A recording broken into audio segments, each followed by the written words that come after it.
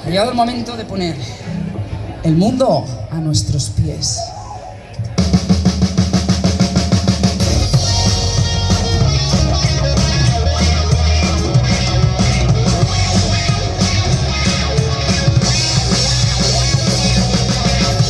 No me importa si hoy no alcanzo la razón, no la voy a perseguir.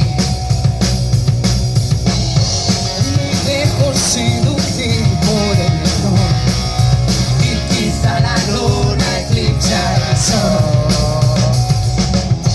Hoy me importa si hoy el norte está en el sur o la cara en la cruz.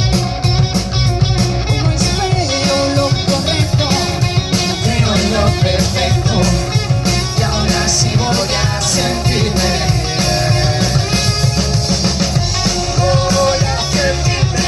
Hoy voy a poner el mundo a mis pies. Ahora es el momento para comprender que no necesito esperar ninguna oportunidad.